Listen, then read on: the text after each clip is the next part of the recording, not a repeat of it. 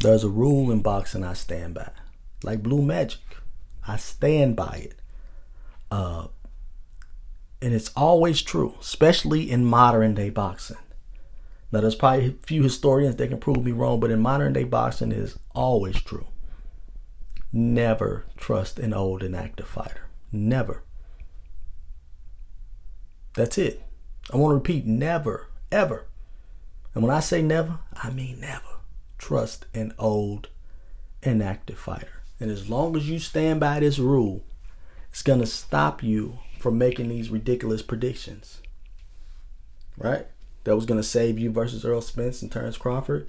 It was going to save you with Demetrius Andrade versus Benavidez. It was going to save you with Regis Prograis versus Devin Haney. And it damn sure was going to save you with what we're talking about now, Deontay Wilder versus Joseph Parker.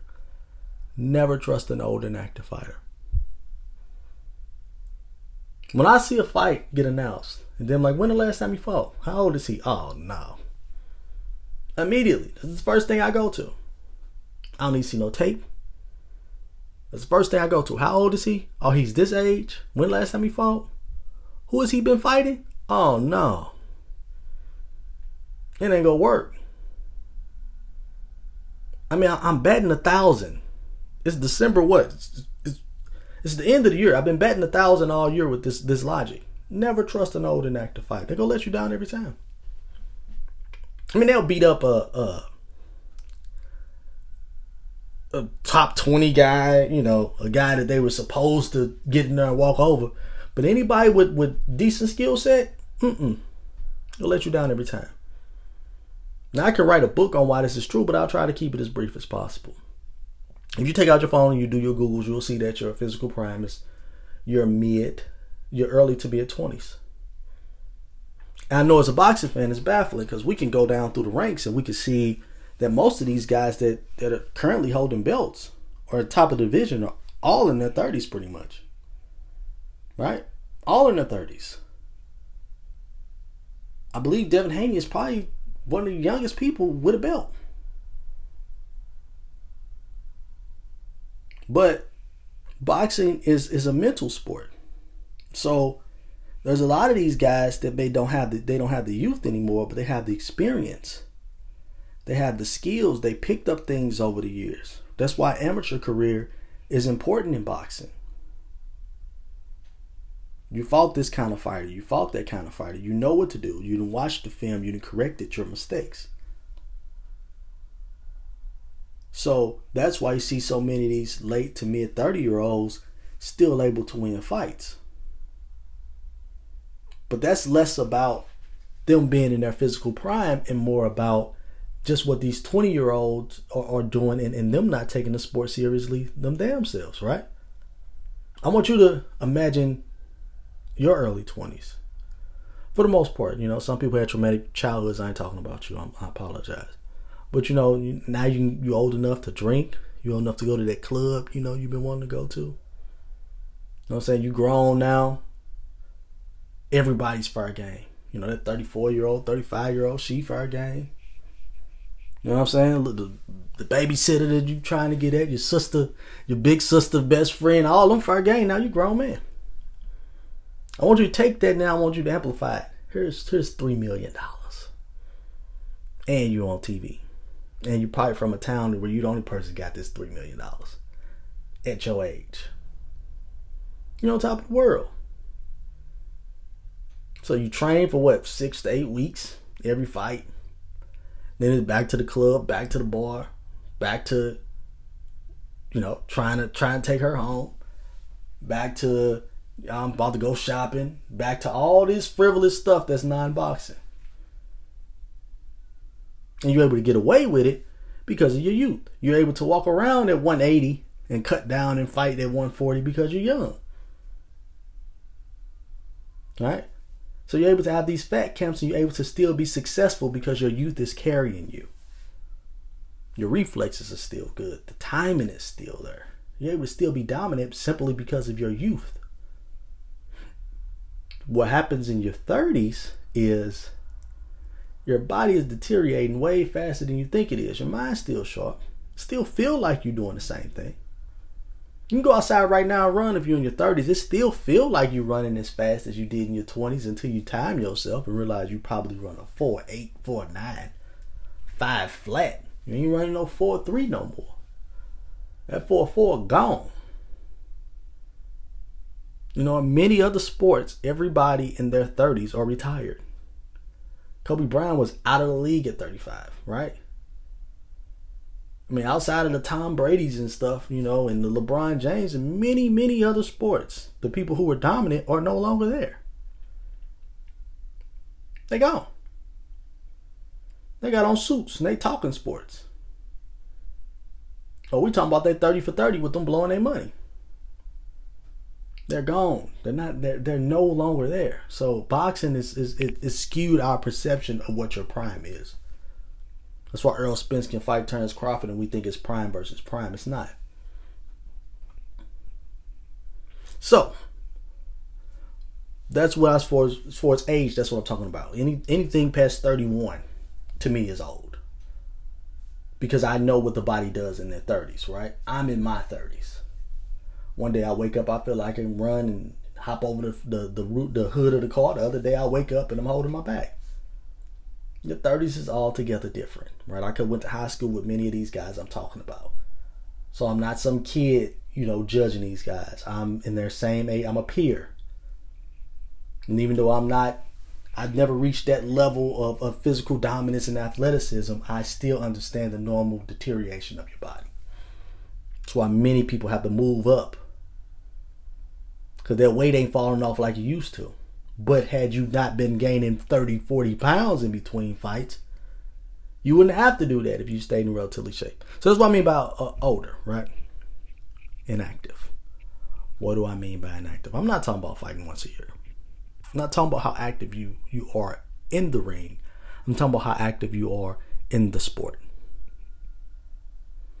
Unfortunately, that same person I'm talking about that's 21 that's going to the club and trying to take her home and trying to do that, some of these guys are still doing that in their 30s. You don't have a 9 to 5. This is what's baffling to me about boxers, right? You do not work. You're fighting once or twice a year, max, at the elite level for the most part. You get in a fight, and in a press conference, you're saying you're going on vacation. Well, what the hell have you been doing all year? You ain't been to work. You ain't been to the gym. You're barely going to the gym. You're only getting in shape in this 6 to 10 week training camp. So what are you doing all year that you now have to go on vacation? Your life is a vacation. You got millions in the bank. How you go on vacation after a vacation? You ain't did nothing all year. You putting 10 weeks of work for a 36-minute fight maximum. Now you got to go back on vacation. Some of these guys are lazy. I know it's crazy to call, but they're lazy. I think boxers probably are the laziest people in major sports, right? In professional sports.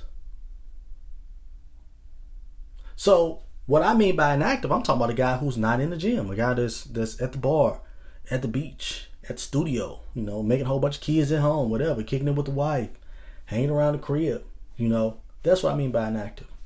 We know guys like Floyd Mayweather and Terence Crawford fight once a year, but I can guarantee you that Terence Crawford is either with his family or he go be in the gym, right? At least 2-3 times a week, Terence Crawford got on some boxing gloves. Maybe a week or 2 off for vacation. Maybe 4 now, got a little more money. But we know that Terence Crawford got on some boxing gloves. And he in the gym and he punching the bag, or he jumping some rope, or he's sparring, or he's going to this person's sparring training camp and sparring with them. He's in this area working. He going out of town training. His vacation is still work. We know that. Floyd Mayweather the same. No, Floyd Mayweather go to the club, ain't drinking, smoking. Same thing Terence Crawford. Take care of their body, ain't drinking, smoking, run home. All the rest of this stuff. We know this. That's what I mean by active. You're active in the sport. You're doing high-level sparring. You ain't just in there beating up your sparring partners. You're working on different things, right? You may be working on a brawling technique. You may be working on this. You're working on that. That's why a lot of people spar Terence Crawford and like, oh, I sparred Terence Crawford and I did good, you know. Brian Norman them like they did good and they thought Earl Spence was gonna win. I ain't never seen that Terrence Crawford. Yeah, because his job in sparring is not just to beat you up in sparring. That's not what sparring is for. You're not supposed to just send your training partners home. It's to train to get better. You know, in the NBA, you see a guy come down and he hit the little tween, spin, fadeaway shot. And you're like, damn. And you might think he improvised. And then if you get any behind the scene footage, you'll see that he works on that 200 times in the gym. That's what sparring is for. Let me work on this new technique. Oh, shit, that didn't work. And work on it again, perfect it. All right, let me sit down with the person.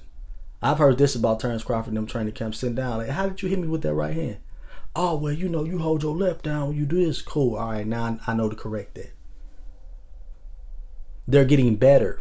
That's what I mean. The active fighters are in the gym actively getting better, actively working on boxing. So when they step in that ring under the bright lights, we can expect near perfection. Right? When Floyd Mayweather get hit by Shane Mosley, it's a rarity. When Terrence Crawford get hit by Mean Machine, it's a rarity. We ain't never seen that, right? People still going back to Gamboa with Terrence Crawford getting hurt. We ain't never seen that perfection, or as close to perfection as we've seen. That's what I mean. People who are dedicated to the sport. So yeah, in their 30s, they can still be dominant. But Deontay Wilder, who just punching gloves with old freaky Malik Scott and making these whack ass songs that he walking out to, had one fight in 2 years. That brother threw one punch in 2 years. Talking about his timing off. Of course your timing is off. You're 39 years old. You're 38, 39 years old. You ain't fought in 2 years. You have no amateur background for real, right? And you ain't constantly in the gym working on new things. You still looking for the right hand. Everybody know you look for the right hand. And you throwing it at full power every time. You ain't trying to take nothing off of it. You ain't trying to hook with it. You ain't trying to throw the uppercut. You ain't trying to do nothing with the left other than jab. And you're knocking on the door because you ain't even just throwing the lead right hand. Like they're not getting any better. They're getting older, which means their body is deteriorating. At whatever speed it's deteriorating at, it's deteriorating. And they're not getting any better. And we got film on them. Right? We can study the film like this is exactly what this guy's going to do. And they wonder why they losing. And you wonder why I say never trust an old inactive fighter. Because you should never do it.